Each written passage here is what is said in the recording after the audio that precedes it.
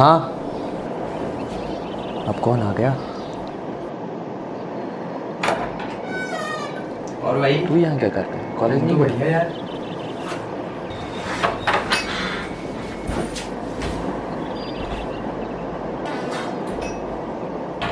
साले को कोई काम वाम रहता नहीं है, अब यहाँ आके मेरे को डिस्टर्ब करेगा। आज के समय में ऑलमोस्ट हर कोई बहुत ज़्यादा ही मटेरियलिस्टिक हो गया है और सारे मटेरियलिस्टिक लोग एक तरफ और मैं भी उसी तरफ। देखो, ये कोई मजाक की बात नहीं है, जो है सो है, हूँ मैं मटेरियलिस्टिक। और अभी मेरे पास वो सब कुछ है जो मेरी उम्र के अधिकांश लोग सोचते हैं कि काश उनके पास भी होता। घूमने के लिए गाड़ी है, कपड़े हैं, शूज़ हैं, फ़ोन है, लैपटॉप है, इवन मेरा खुद का पर्सनल रूम भी है। अच्छा, सब कुछ है? गर्लफ्रेंड है? हाँ, तो वो बात और है। हसदे चेहरिਆਂ ਦਾ मतलब ये नहीं ਹੁੰਦਾ कि उन्होंने कोई तकलीफ नहीं होती। मटेरियलिस्टिक चीज़ों से हमें खुशी तो मिलती है, पर वो ज़्यादा देर तक नहीं टिकती। जब आप अपनी पहली गाड़ी खरीदते हो या कोई भी ऐसी चीज़ जो आपके लिए महंगी होती है, तो याद है आप उसे कितना संभाल के रखते हो। गाड़ी में अगर एक खरोच भी आ जाए तो कितना दुख होता है, पर धीरे धीरे खरोचें बढ़ती जाती है और लगाव घटते जाता है। फिर हमें फ़र्क पड़ना ही बंद हो जाता है और फिर हम एक नई चीज़ को पाने की कोशिश करने लगते हैं और ये सिलसिला ऐसे ही चलते रहता है। और इस सब का सबसे बड़ा कारण तो ये सोशल मीडिया है। इंस्टाग्राम, फेसबुक, इन सब में हम लोगों को देखते हैं अपनी फेक लाइफस्टाइल शो करते हुए। लोग कई तरह की चीज़ें खरीदकर उनकी पिक्चर सोशल मीडिया में पोस्ट करते हैं और ज़्यादातर बार तो ये चीज़ें खुद उनकी भी नहीं होती, बस शो ऑफ करने के लिए ये सब करते हैं। तो जो कुछ भी आप सोशल मीडिया प्लेटफॉर्म्स में देखते हैं वो सब 90% तो फेक ही होता है। तो ये सब देखकर मोटिवेट या इंस्पायर होने की कोई ज़रूरत नहीं है। There is no shortcut to success. कुछ भी पाने के लिए आपको हार्ड वर्क तो करना ही पड़ेगा। हम एक मटेरियलिस्टिक दुनिया में रहते हैं, तो मटेरियलिस्टिक चीज़ों की ओर अट्रैक्ट होना नॉर्मल है, पर अगर आप किसी चीज़ से बिल्कुल चिपक ही जाओ तो ये नहीं होना चाहिए। पहले मुझे भी बहुत शौक था चीज़ें खरीदने का, भले ही वो मेरे लिए उतनी ज़रूरी ना हो, फिर भी मैं पहले बहुत ज़्यादा ऑनलाइन शॉपिंग करता था। अभी भी मेरे पास बहुत से पार्सल यूँ ही पड़े हैं जो कब अनबॉक्स होंगे मुझे भी नहीं पता। जब मैंने उन्हें बाय किया था तो शायद किसी वजह से ही किया होगा, पर बाद में ज़रूरत नहीं पड़ी तो मैंने उन्हें खोलकर भी नहीं देखा। पर आज अनबॉक्स करते हैं। इतना टाइम हो गया है कि मैं खुद भूल गया हूँ कि मैंने ऑर्डर क्या किया था।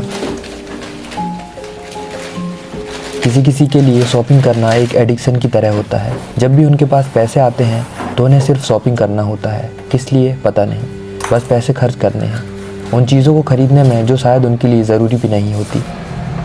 लोगों को लेटेस्ट फ़ोन चाहिए, लेटेस्ट गैजेट्स चाहिए जिनकी उन्हें एक्चुअल में ज़रूरत भी नहीं है। वो ये चीज़ें बाय करेंगे केवल शो ऑफ करने के लिए, लोगों के बीच इंप्रेशन जमाने के लिए।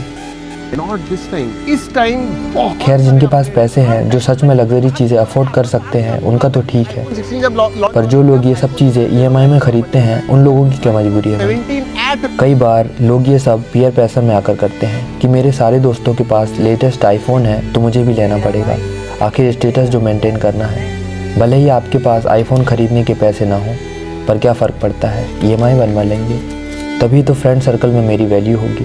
पर ऐसे फ्रेंड सर्कल में रहना ही क्यों जहां आपको अटेंशन पाने के लिए दिखावा करना पड़ रहा हो, जहां आपकी वैल्यू आपके पैसों के बेस पर होती हो। असल मायनों में ऐसे लोग आपके सच्चे दोस्त कभी हो ही नहीं सकते। मैं पिछले 5 सालों से एक ही फ़ोन यूज़ कर रहा हूँ। हाँ, किनारे से उसका थोड़ा सा डिस्प्ले ज़रूर टूट गया है, जो कि अभी रिसेंटली गलती से गिर गया था, पर अभी भी वो नया जैसा ही लगता है। ऐसी बात नहीं है कि मैं नया फ़ोन ले नहीं सकता, पर मुझे नया फ़ोन लेने की ज़रूरत महसूस नहीं होती। मेरा सारा काम इसी से हो जाता है। मैं फ़ोटो एडिटिंग, वीडियो एडिटिंग सब इसी से कर लेता हूँ। मेरे पास एक HP का लैपटॉप भी है जो मुझे 12th पास होने के बाद मेरे पेरेंट्स ने दिलाया था।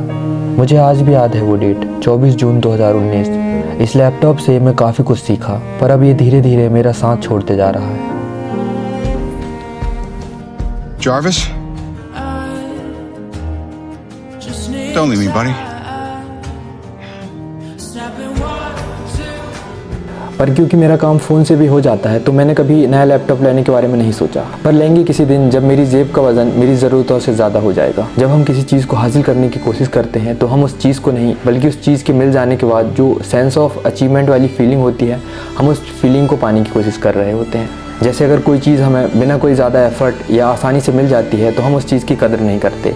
वहीं अगर उस चीज़ को पाने के लिए हम बहुत ज़्यादा मेहनत करनी पड़ती है या बहुत ज़्यादा एफर्ट डालना पड़ता है तो उस चीज़ की वैल्यू हमारी नज़रों में बढ़ जाती है। चीज़ें सेम है, बस एफर्ट डिफरेंस ला देता है। पर भाई वो तो तेरे इतना एफर्ट करने के बाद भी नहीं मिली। इस दुनिया से आपको सब कुछ मिल जाएगा सिवाय उसके जो आपका दिल पाना चाहता है। वाह, बातें तो बड़ी बड़ी कर लेता है। और ये क्या बुक पढ़ रहा है? Art of 69। साले ठरकी नहीं का। हम इस दुनिया में खाली हाथ आते हैं और यहाँ आकर सब कुछ हासिल करने की कोशिश करते हैं और एट द एंड खाली हाथ ही चले जाते हैं। So make sure your soul gains more than your hands. वैसे तूने बताया नहीं किस काम से आया था? अरे वो नया आईफोन लॉन्च हुआ है ना, आईफोन 17, वही लेने चलना है। No need to guess, no riddle. I felt blessed when the flex went civil. And this year, man, I wanna see it triple. Pray more, say less, that's official. It made me walk or the talk like it's minor.